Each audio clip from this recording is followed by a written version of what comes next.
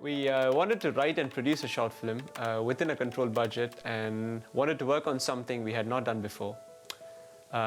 We aimed at working on a story that takes place in a setting where we could take full control of the filming process. Filming inside a house in a fixed location would mean that where the lighting and the freedom to move stuff around, all these things were under your control. We were specifically looking for movies in the 40s and 50s where the story journeys in a single location, and we got inspired from there. The film is a tribute to the master of suspense, director Alfred Hitchcock. It draws inspiration from the film noir era. And this genre has always fascinated me with its complex characters, their dynamics, and the emotional decisions that play.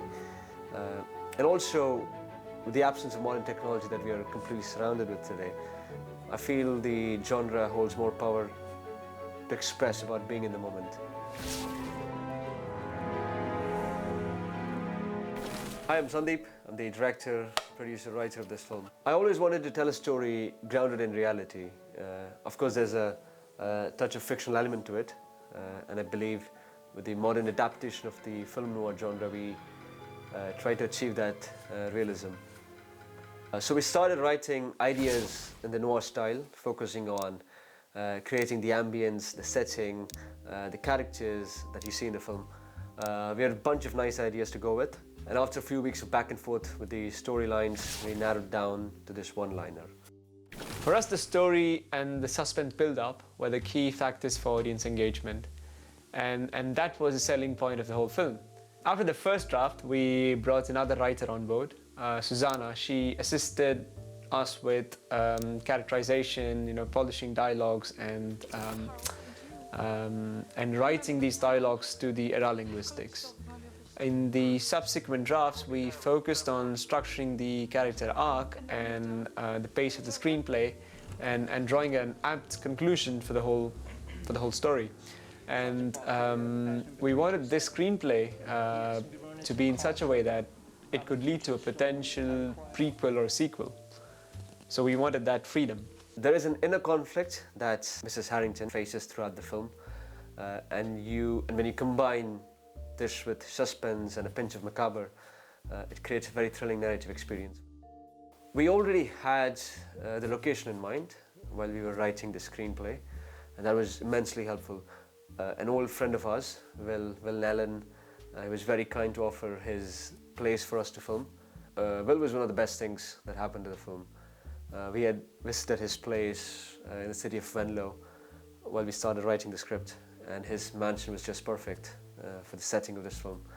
Everything from the interior decorations, the furnitures, wine glasses, the chandelier, everything seemed so perfect.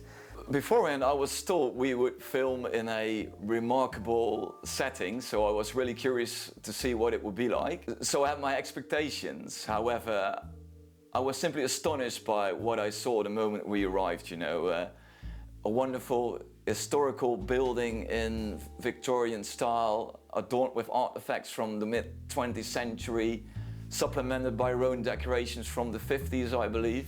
All these elements combined created this distinctive atmosphere that really contributed to the film noir genre. So it was a real pleasure to experience. I loved the set in Venlo. It was the most beautiful vintage villa that was definitely fitting the era. It was really awesome to be all these hours in this beautiful location. I really appreciated it. It had like an inherent creepiness to it. It was like an old Victorian mansion, with very wide stairs and tall ceilings. It just added that much more to the film, and it was the perfect backdrop. Posted on Facebook a message about our next production, and with that some very cool stills generated using Midjourney. This was just to give a reference to the talents, what we were looking for, and we were requesting self-tape audition tapes for a one-page script, and from that we picked two of our lead actors. My name is Emma Repa. I'm an actress, and my role in the project was Evelyn Harrington. I was definitely scared for the character. I was already feeling for her. Just read it a bunch of times, make sure I understand where she's coming from. I try to approach her role from a very human perspective, because I knew that she was doing something wrong, but that's what's interesting about the screenplay, that it makes you question ethical questions, as in what she's doing, is it really wrong? Or if you break down to feelings, can you really understand her perspective? Hi, my name is Nick Stankovich, and I played the role of Sergeant Foster in the short film What's Mrs. Harrington Hiding? Playing Sergeant Foster was really fun. I immediately fell in love with the character, finding his voice and just exploring the script.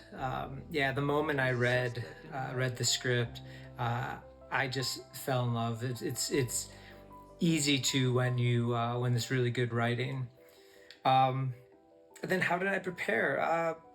You read the script, and then you keep on reading the script, and you read it over and over again.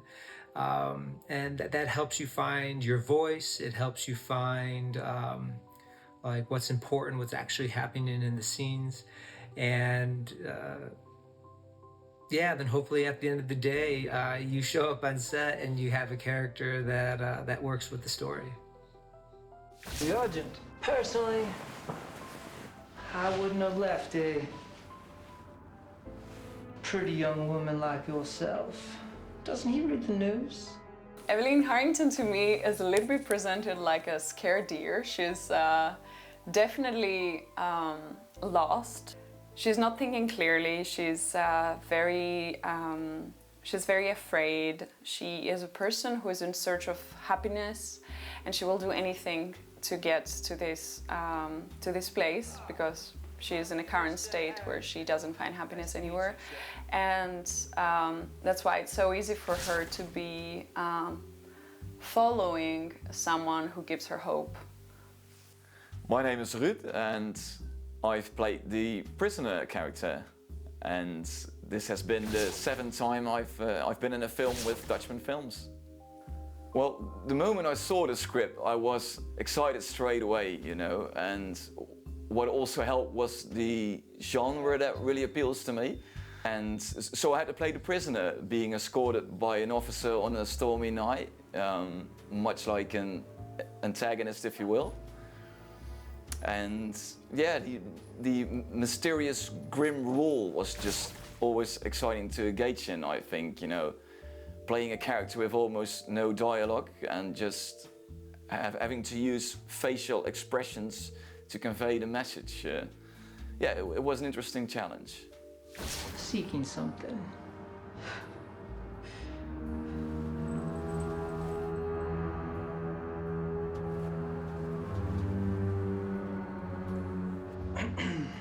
I just have one more thing to ask of you. If we might use your bathroom. Should only take a minute. So I started preparing straight away, you know.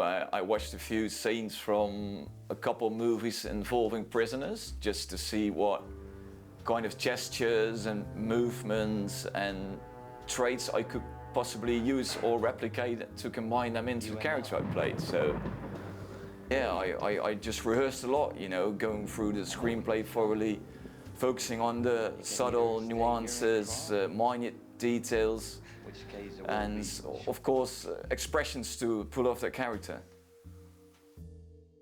We decided to film using a digital camera, using the Blackmagic Pocket Cinema camera. We shot on 4K DCI B-RAW codec at 25 ps, later cropped to a 4:3 aspect ratio. For the lenses, the plan was to go for a cine zoom lens because we wanted to avoid having to change lenses frequently for tight and wide shots. The cine primes were obviously the best choice, but we had a very small window at the location to film, and we opted this kind of a strategy.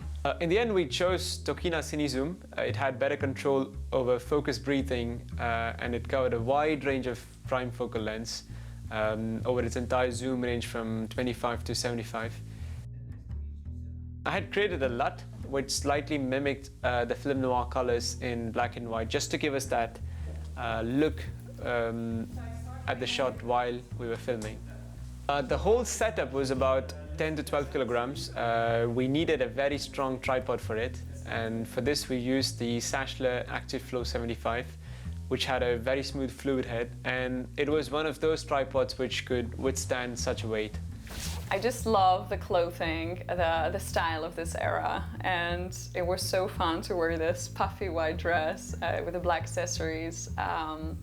Yeah, I was just really happy to be in this style, and I loved that it became quite symbolic as well, with the white and black, a little bit of a yin-yang in there, and the white in the end made me think that she had like a pure soul that was like inflicted by those darker elements, so it ended up quite nice. Sergeant Foster had to look the part.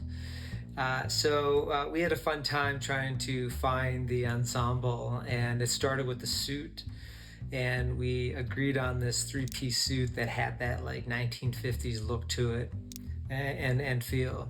And that was like the base, like the anchor of the character. But there was two more pieces that really set the tone. The second piece was his hat, and you could see that on Sergeant Foster's entrance, knocking on Mrs. Harrington's front door. Good evening, ma'am. And then the last piece, that was the capstone that like just capped off the ensemble of what made up Sergeant Foster, was a lighter. And you could see that in use in the scene when the lights, the storm takes out the lights and the lights go out, and obviously Mrs. Harrington's a little afraid. And of course, Sergeant Foster doesn't really help the matter, but he uses the lighter to light the candles in a unique way, which was really fun to shoot.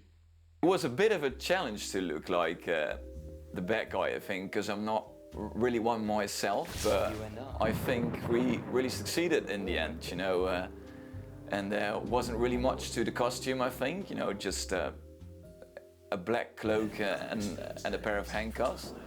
But I think it really was the genre and the setting that really elevated the performance. And of course the makeup that was applied, which really helped me to look like the angry guy, I think.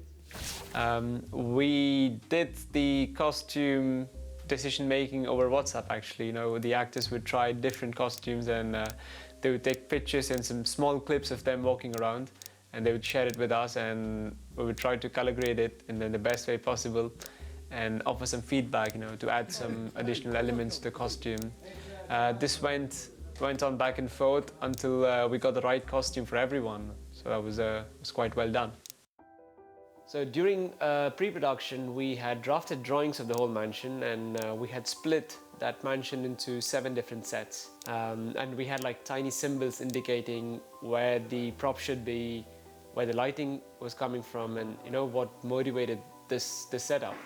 And we extensively used this drawing as a blueprint, you know, for the film production team to come in and design sets, and also to move props and lights into other sets once we were done filming, or whenever there was a change in camera angle. We staged everything on the ground floor of the mansion. About 90% of the filming was done there, except for the scenes that involved the bathroom, because the bathroom was actually located on the first floor. So when you look at the film, everything seems so well staged, and we employed many such techniques like this throughout the film. Large portion of the film focused on interaction between Foster, Evelyn, and the prisoner. This primarily took place in 1 or 2 sets. There were only a few scenes involving all the 5 actors, and we were filming non-chronologically. So we had to accommodate these factors and prepare a call sheet to be more efficient. And based on the reference, we started designing the set.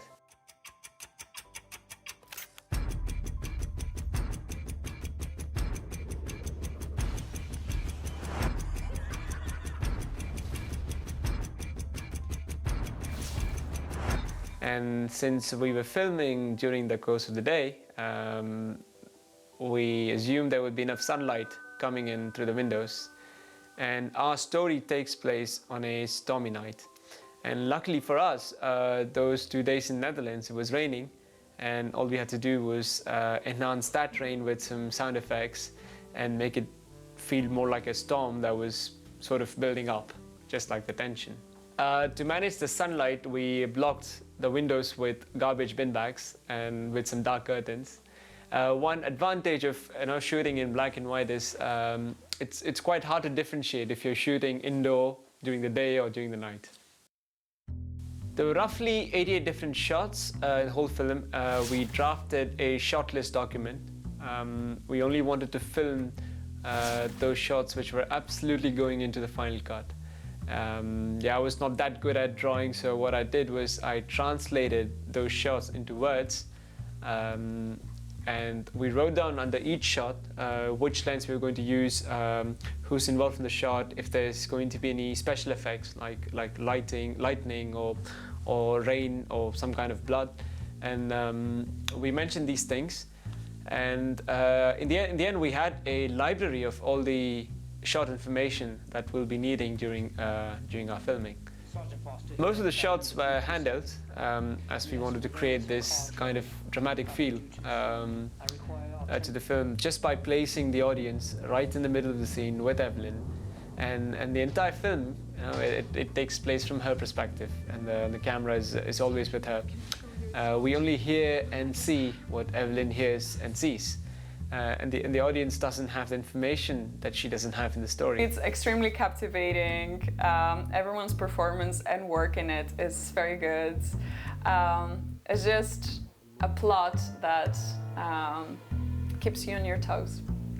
This has been a wonderful experience. I mean, I was truly impressed by the professionalism of the producers. I mean, the team did an exceptional job preparing everything on time, I think, from lighting to the crucial sound design, of course, and also the rain outside. It's just, I think overall I can confidently say it was a meticulously engineered filming set in every aspect. The film served as a test of our practical approach to filmmaking. We tried to achieve as much as possible with camera, with minimal post-production work or CGI. In our team, most of us have strong background in engineering, which proved to be invaluable while rigging lights, blocking scenes, and also creating simple rain effects using a garden hose. Yeah, I was really looking forward to being on set. It was beautiful. It's something that I love doing anyway. The crew was incredible to work with. It was all a super positive experience. Everyone had a specific responsibility and they maintained it. We had somebody for timekeeping, for managing sets, logistics, for taking stills, for behind the scenes, all of it. We had an amazing cast. We did a lot of rehearsals before filming. In the end, I think most of the shots were done in 2 or 3 takes. It's great when the director knows what he wants, and when he's at the same time giving flexibility and freedom to the actors to, within the lines of his vision, to go a direction that they feel comfortable in. And I think that's exactly what Sandeep did. And it was very, very comfortable working with him. And the rehearsal process was also very nice because we were in a different location, but at the same time, we're like choreographing the steps throughout the whole thing. And he was holding camera, so like he was already envisioning it, and it was, yeah. For sound, we went live sound on set. There was no ADR done. We had used a very powerful sound recording unit. The building is quite old. The sound does travel through the walls, so we had to be extremely silent on the set when we were filming. And it was also important because, given the tense mood of the film, the actors also had to be in character, and maintaining this meant a better performance that we could capture.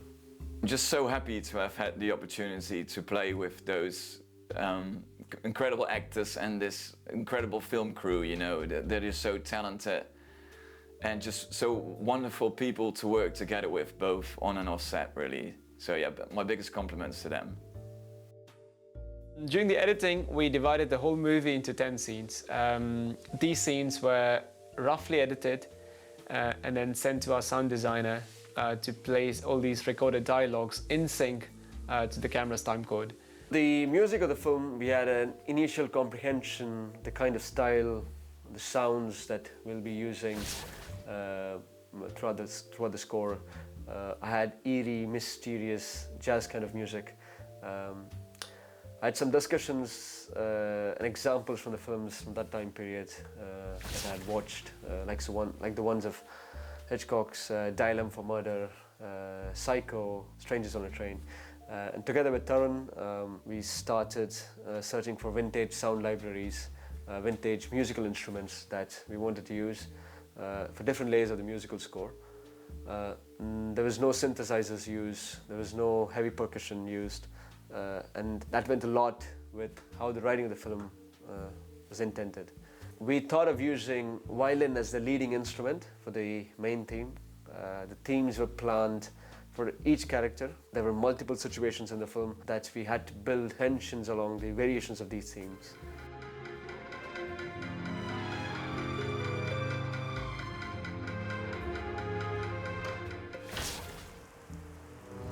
Good evening, ma'am. Terribly sorry to intrude, but my car suffered a rather unfortunate mechanical failure.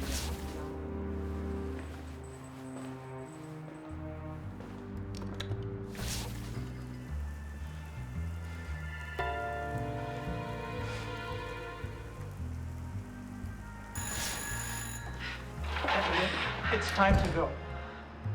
My dear, you look terrified. What on earth happened? He's still dead, isn't he? We also got the benefit of AI to remove certain objects in the frame. This was achieved with a generative fill feature from Adobe Photoshop.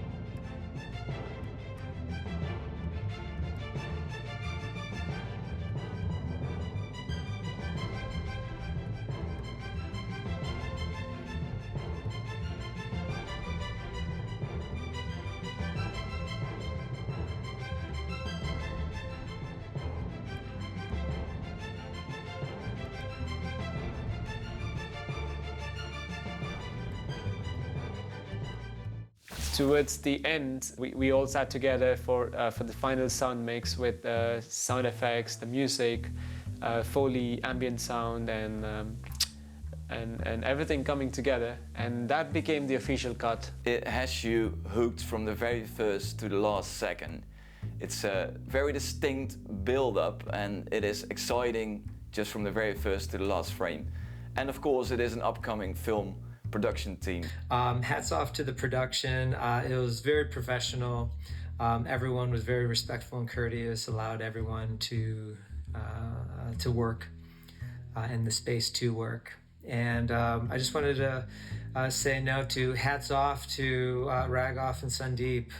Both of them had a vision and they executed it. It was such a pleasure to work with them, and definitely looking forward to the stuff and that they're going to be shooting in the future, because they definitely have the drive. If you haven't watched the film yet, you can watch it here on the channel with a new insight of what went behind the camera. There was a lot of learning along the way of making this film. We're eager to hear from you, your thoughts as well. And if you have some suggestions, do tell us, and thank you.